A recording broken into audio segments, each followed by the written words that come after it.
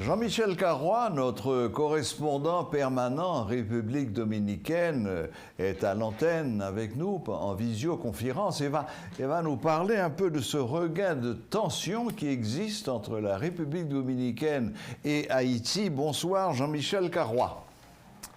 Bonsoir Serge, bonsoir les amis haïtiens. Voilà. Ben, écoutez, Jean-Michel, on va aller droit au but. La question qui fâche, pourquoi le gouvernement dominicain a-t-il décidé de restreindre la délivrance de visas aux étudiants haïtiens? Ou pour dire les choses autrement, pourquoi ce sont les étudiants haïtiens qui sont visés? Alors, le président dominicain, Luis Abinader, a donné quelques explications il y a très peu de temps, aujourd'hui même, pour dire que le statut des étudiants qui sont en République dominicaine ne change pas. Ceux qui font leurs études, donc, qui sont en République dominicaine, la vie continue comme avant. En revanche, le renouvellement des visas ne sera pas automatique, a-t-il dit. Il y aura une évaluation dans le but, a-t-il poursuivi, d'éviter que des membres de gangs ou des éléments indésirables ne se glissent parmi ces étudiants. Il a donc placé cette mesure, je dirais, dans le cadre de la défense de la sécurité. Il a tapé sur la table en disant la République dominicaine doit défendre sa sécurité. La sécurité du pays passe avant le commerce et passe avant la question migratoire, a-t-il insisté.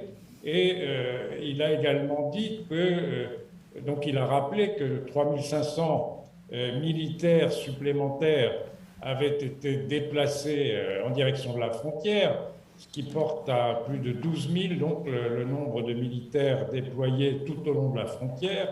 Et il a donc insisté sur cette affaire de sécurité en disant la République dominicaine est un pays organisé et en tant que pays organisé, nous devons savoir qui vient et notamment qui vient étudier dans ce pays. Bon, Jean-Michel Carrois, on aurait pu comprendre que ces mesures de restreinte, de délivrance puissent concerner les nouveaux étudiants, mais pour ceux qui sont déjà sur place, pourquoi cette espèce d'épée de Damoclès qui peut passer pour une brimade, de réviser à chaque fois, ce n'est plus automatique, ce sera sujet à inspection, ça ne fait pas tellement de sens.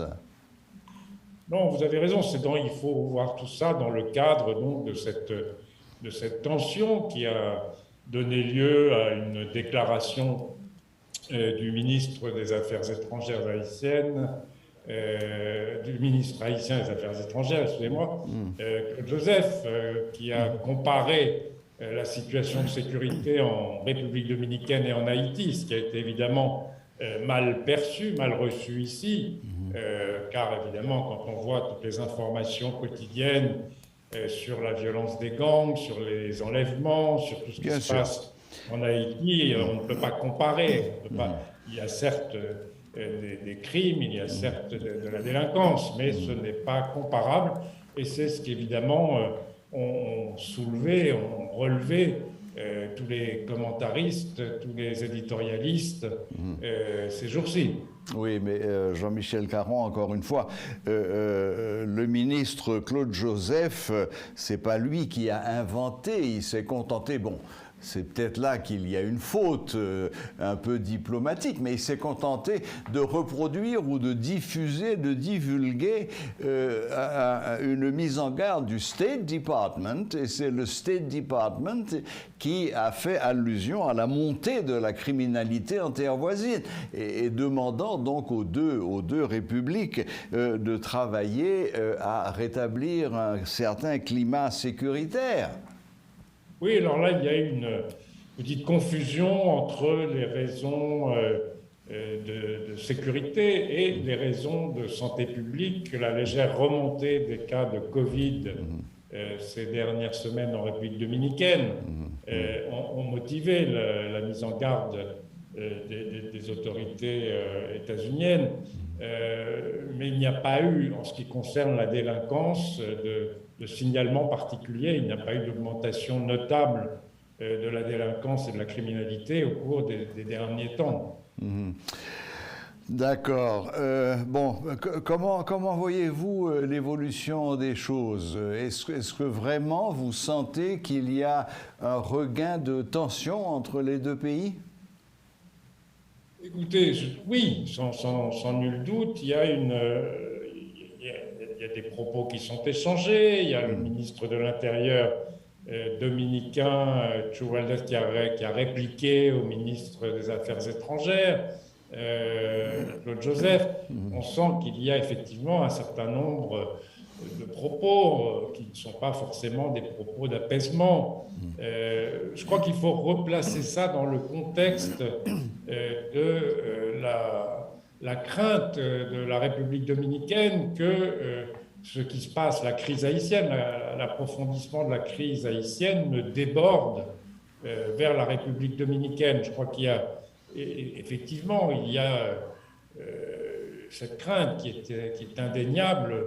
Tous les jours, la presse dominicaine accorde beaucoup d'espace et d'importance à ce qui se passe dans le pays voisin. C'est sûrement la presse hors Haïti qui parle le plus de ce qui se passe de l'autre côté de l'île. Et donc, c'est vrai qu'il y a une inquiétude réelle, je dirais, dans la population, inquiétude qui est également instrumentalisée d'une certaine façon par les nationalistes anti-haïtiens et xénophobes qui profitent, je dirais, de cette situation pour annoncer à nouveau une invasion massive d'Haïtiens affamés qui se déverseraient sur la frontière, ce qui jusqu'à présent ne s'est pas produit. On ne voit pas de signaux qu'un tel déferlement, qu'un tel tsunami ou qu'un tel lavalas d'Haïtiens se déverse sur la République dominicaine. Mais c'est un discours qu'on entend et je dirais auquel s'ajoute également un discours sur le thème « On est le pays qui faisons le plus pour Haïti et les Haïtiens ne sont pas reconnaissants. » Donc on a l'impression ici, et on entend ça sur les radios, quand vous savez, ces émissions ligne ouverte où les citoyens lambda peuvent appeler, j'entends de plus en plus ce genre de discours, ce qui montre que d'une certaine façon, ce discours a progressé et influe sûrement sur les décisions du président. C'est un président qui est très attentif aux sondages. Il a des sondages pratiquement quotidiens pour savoir quelle est l'opinion publique sur les différents sujets d'importance. Et cette crise haïtienne est évidemment tout en haut de l'agenda du gouvernement et du président dominicain. Est-ce qu'il est vrai que le président Abinader ne s'est pas rendu à la COP 26 de façon à garder un œil sur la situation et l'évolution de la situation avec Haïti? C'est absolument vrai. Il avait prévu d'y aller, c'était annoncé. On avait dit que la délégation dominicaine serait dirigée donc par le président avec le ministre de l'Environnement et le directeur de l'Agence pour l'environnement, Max Puig. Et au dernier moment, donc la semaine dernière, le président Abinader a fait savoir qu'il renonçait à se rendre à Glasgow, à la COP26, en raison de l'aggravation de la crise haïtienne. Alors je pense que ça a été dû à une série de rumeurs qui ont circulé, notamment sur les réseaux sociaux. Il y a des rumeurs qui ont circulé selon lesquelles des éléments d'élite des forces spéciales américaines Delta auraient été stationnés à la frontière côté dominicain pour éventuellement intervenir et tenter de libérer les missionnaires qui, comme vous le savez, sont toujours retenus en otage en Haïti. Ouais. Il y a eu également des photos qui ont circulé montrant des bateaux, des photos anciennes, mais qui étaient présentées comme des photos d'actualité. D'actualité, oui. Et tout ça, évidemment, a créé un climat qui... on s'attendait, beaucoup de gens m'ont appelé vendredi dernier y compris des responsables politiques, des diplomates, pour me dire est-ce que c'est vrai que Haïti va exploser ce week-end. Moi, je leur disais, écoutez, je n'ai aucune information en ce sens, et ça m'étonnerait d'autant plus qu'il y a la fête des morts, c'est une fête qui est très respectée en Haïti. Et vraiment, je n'ai pas d'indication dans ce sens, mais ça a probablement joué dans la décision du président Abinader et dans ces mesures qui ont été annoncées par la suite. Qu'est-ce qui pourrait faire baisser la tension? Moi, ce que je dis toujours, c'est d'abord regarder la réalité de la situation. Encore une fois, le premier point, je crois, c'est de dire que cette invasion d'Haïtiens affamés vers la République dominicaine n'est pas en cours, contrairement à ce qu'on entend, contrairement à un discours donc, qui vient surtout de l'extrême droite nationaliste ici, mais qui est reprise par différents secteurs et qui influe sur l'opinion publique et donc par ricochet sur les décisions du président et du gouvernement. Je crois qu'en second lieu, il faut savoir que la République dominicaine a tout intérêt aussi à ce que son commerce avec Haïti continue. Vous savez très bien que Haïti est le deuxième marché des produits dominicains, notamment les produits agricoles du Cibao, de cette région agricole riche, de toutes sortes de produits que vous voyez sur les marchés en Haïti. Donc il y a du côté, je dirais, des producteurs, des exportateurs dominicains, l'intérêt, une volonté de calmer le jeu. Alors, il y a également ces questions migratoires qui sont complexes, comme vous le savez. Ouais. Et c'est vrai qu'à mesure que l'État, ce qui reste de l'État haïtien, se délite, la situation est de plus en plus compliquée. Pourquoi? Parce que les Dominicains ont beau jeu de dire que pour régulariser, par exemple, les migrants en République dominicaine, eh bien, il faut qu'ils aient des documents, il faut qu'ils puissent justifier de leur identité, tout simplement.